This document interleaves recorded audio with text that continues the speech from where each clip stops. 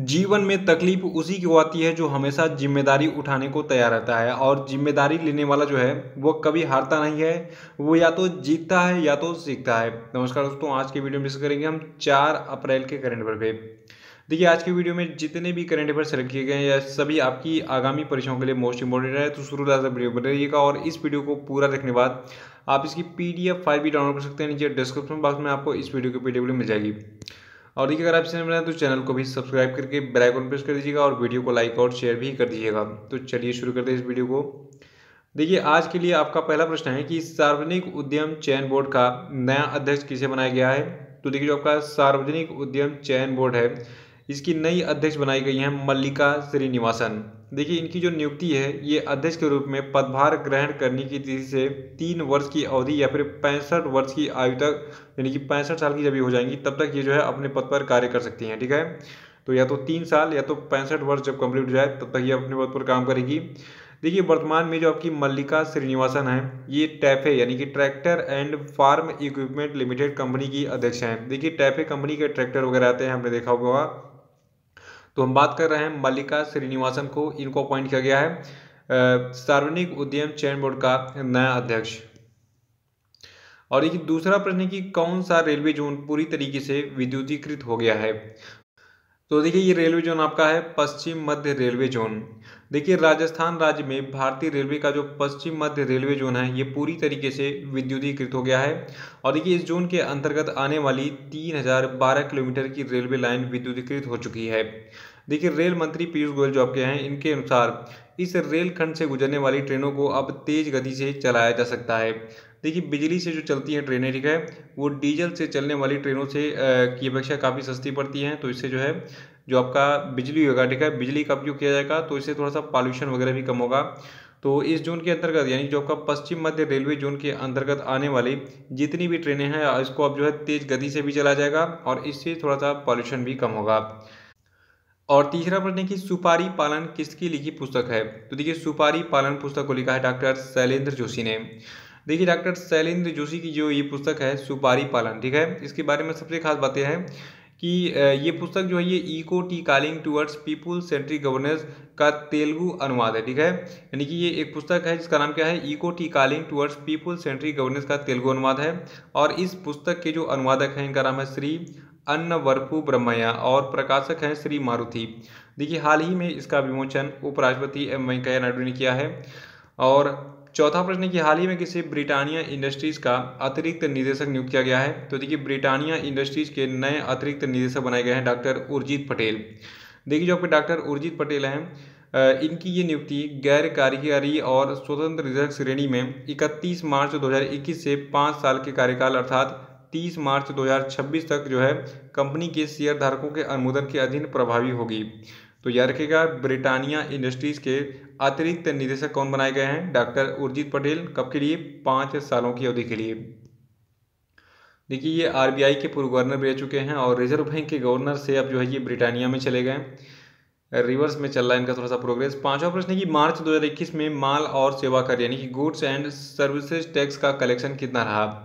तो देखिए, मार्च 2021 में गुड्स एंड सर्विसेज टैक्स यानी कि जीएसटी का जो कलेक्शन है ये आपका रहा 1,23,902 करोड़ रुपए।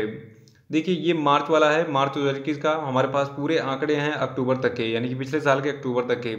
देखिए, सबसे पहले अक्टूबर 2020 में जो जीएसटी कलेक्शन आ जा रहा आपका 1,05,155 करोड़। उसके बाद फिर नवंबर में कितना रहा, नवंबर में रहा 1.04 लाख करोड़। और फिर दिसंबर में कितना रहा 1,15,174 करोड़। और जनवरी 2021 में ये फिर कितना हो गया बढ़कर 1,19,847 करोड़।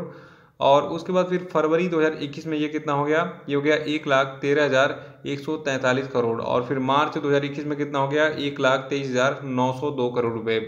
तो ये जो है हर महीने का जीएसटी कलेक्शन है, इसको याद रखिएगा, ये एग्जाम में पूछ लिया जाता है। छठा प्रश्न है कि हाल ही में भारत सरकार ने 14 अप्रैल को किस महापुरुष के जन्मदिन को सार्वजनिक अवकाश घोषित किया है। तो देखिए, 14 अप्रैल को जो है डॉक्टर भीम राव अम्बेडकर जो है, ठीक है, तो इनके जन्मदिन को सार्वजनिक अवकाश के रूप में जो है घोषित किया है भारत सरकार ने। देखिए, इस वर्ष से 14 अप्रैल को सार्वजनिक अवकाश के रूप में घोषित किया जाएगा।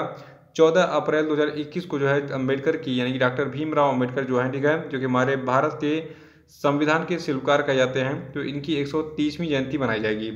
देखिए बाबा साहब अम्बेडकर का निधन जो है ये 6 दिसंबर 1956 को हुआ था और इनका जन्म 14 अप्रैल को हुआ था, ठीक है। देखिए 1990 में इनको मरणोपरांत भारत रत्न, जो कि भारत का सर्वोच्च नागरिक पुरस्कार है, ये भी दिया गया था। तो ये सारी चीज़ें पूछी जाती हैं कि किस महापुरुष को कब जो है भारत रत्न दिया गया। सातवां प्रश्न कि हाल ही में किस शिक्षण संस्थान के द्वारा आनंदम द सेंटर फॉर हैप्पीनेस का उद्घाटन किया गया। तो देखिए ये शिक्षण संस्थान आपका है Indian institute of management Jammu. देखिए केंद्रीय शिक्षा मंत्री जो आपके हैं भारत के, इनका नाम है रमेश पोखरियाल निशंक। इन्होंने हाल ही में भारतीय प्रबंधन संस्थान यानी कि Indian institute of management Jammu में आनंदम द सेंटर फॉर हैप्पीनेस का उद्घाटन किया। और इस केंद्र का जो है उद्देश्य क्या है, इस केंद्र का उद्देश्य लोगों के मानसिक तनाव को दूर करना और सकारात्मकता फैलाने में मदद करना है। आठवां प्रश्न है कि पीके मिश्रा, अनिल घणावत और अशोक गुलाटी सर्वोच्च न्यायालय के द्वारा नियुक्त समिति के सदस्य हैं। ये समिति जो बनाई गई थी ये किस मुद्दे का अध्ययन करने के लिए बनाई गई थी। तो देखिए इस समिति को तो आप हर हालत में याद रखिएगा, क्योंकि भारत में 2021 में और 2020 के शुरुआत मतलब लास्ट में जो है एक ही कानून था, कृषि कानून, ठीक है। तो ये ही काफ़ी चर्चा में रहा, बाकी तो इसी के लिए बहुत सारे आंदोलन वगैरह भी होते रहे। तो कृषि कानून जो है इस मुद्दे के अध्ययन करने के लिए जो है एक बनाई गई थी समिति। पीके मिश्रा, अनिल घड़ावत और अशोक गुलाटी जो है ये इसकी मेंबर्स थे और सर्वोच्च न्यायालय के द्वारा जो है इस समिति को बनाया गया था ताकि कृषि कानून के बारे में जो भी विचार विमर्श हो इसको ये लोग प्रस्तुत करें कि इसमें क्या सुधार होनी चाहिए और कैसे ये आंदोलन समाप्त होगा। देखिए सुप्रीम कोर्ट ने जनवरी 2021 में 3 नए कृषि कानूनों का अध्ययन करने के लिए एक 4 सदस्यीय समिति की नियुक्ति की थी और इन सदस्यों में पीके मिश्रा, अनिल घणावत और अशोक गुलाटी और भूपेंद्र सिंह मान शामिल हैं। देखिए इस पैनल ने हाल ही में क्या किया है, सुप्रीम कोर्ट में अपनी रिपोर्ट भी सौंप दी है, यानी कि जनवरी में ये समिति बनी थी और अब जाके जो है अप्रैल महीने में इस समिति ने अपनी रिपोर्ट सुप्रीम कोर्ट में दाखिल की है। अब कुछ दिनों में पता चलेगा कि इसमें कौन कौन से सुधार होंगे और वहाँ से जो एग्जाम में पूछे जाने लायक प्रश्न होंगे वो मैं आपको बता दूंगा। नवा प्रश्न की हाल ही में किस संस्था ने economic and social survey of Asia and the Pacific 2021 जारी किया और 2021-22 में भारत की वृद्धि 7% रहने का अनुमान लगाया। तो देखिए ये संस्था आपकी है संयुक्त राष्ट्र आर्थिक और सामाजिक आयोग। देखिए जो आपकी ये रिपोर्ट है जिसका नाम क्या है, economic and social survey of Asia and the Pacific 2021। इस रिपोर्ट के अनुसार भारत में 2021-22 में 7% की आर्थिक वृद्धि दर्ज करने का अनुमान है। इसमें यह भी बताया गया कि गैर निष्पादित ऋणों को नियंत्रित करते हुए कम उधारी लागत को बनाए रखना एक चुनौती होगी। और देखिए जो आपका संयुक्त राष्ट्र आर्थिक और सामाजिक आयोग है, इसको अंग्रेजी में हम कहते हैं United Nations economic and social commission for Asia. इसका मुख्यालय कहाँ पे है, थाईलैंड के बैंकॉक में और इसका स्थापना हुआ था 28 मार्च 1947 को।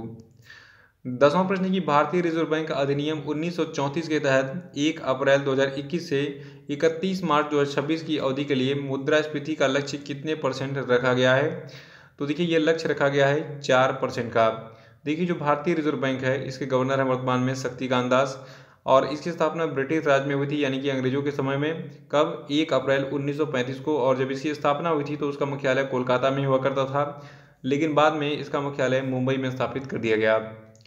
तो ये थे आपके आज के सभी महत्वपूर्ण करंट अफेयर और अब हम बात करेंगे आज के सभी क्वेश्चन अपडेट। देखिए आज वीडियो का पहला प्रश्न है कि निम्न में से किस देश ने जानवरों के लिए दुनिया का पहला कोविड-19 वैक्सीन पंजीकृत किया है, बताइए। दूसरा है कि वैश्विक लैंगिक भेद अनुपात रिपोर्ट 2021 में 156 देशों की सूची में भारत 28 पायदान फिसल कर कितने स्थान पर पहुंच गया, बताइए। और तीसरा था कि विश्व ऑटिज्म जागरूकता दिवस जो है ये कब मनाया था, बताइए। और चौथा है कि अंतर्राष्ट्रीय बाल पुस्तक दिवस जो है ये इसका जो आयोजन है ये प्रतिवर्ष कब किया जाता है, बताइए। और पांचवा कि भारत के पहले 14 लेन वाले एक्सप्रेस वे का क्या नाम है, बताइए। और देखिए अब हम बात करेंगे कल के जितने भी क्वेश्चन अपडेट पूछे गए थे उनके सही उत्तर क्या क्या हैं। देखिए क्वेश्चन का पहला प्रश्न था कि बहरीन ग्रैंड प्रिक्स 2021 का खिताब किसने जीता है। तो देखिए इसको लुइस हैमिल्टन ने जीता है। और दूसरा था कि हाल ही में किस तिथि को उत्कल दिवस या फिर ओडिशा दिवस मनाया गया। तो देखिए इसको हमने 1 अप्रैल को मनाया है। और तीसरा था कि हाल ही में पाकिस्तान सरकार ने भारत के साथ किन चीज़ों के आयात पर लगे प्रतिबंध को हटा दिया। तो देखिए चीनी, कपास और सूत पर लगे आयात को प्रतिबंध को हटाया है पाकिस्तान ने हाल ही में।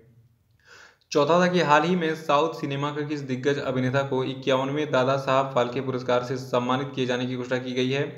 तो देखिए इनका नाम है रजनीकांत। और पाँचवा था कि हाल ही में आयकर विभाग ने आधार कार्ड से पैन कार्ड को जोड़ने की समय सीमा को 31 मार्च से बढ़ाकर कब तक कर दिया है? तो देखिए इसको 30 जून तक किया गया है। और तो इसी के साथ ये वीडियो समाप्त होता है। वीडियो कैसा लगा कमेंट बॉक्स में जरूर बताइए और उसको लाइक करके शेयर जरूर कर दीजिएगा। जो लोग नए हैं वो चैनल को सब्सक्राइब कर लेंगे। तो इसी के साथ बहुत बहुत धन्यवाद। Thank you and have a nice day.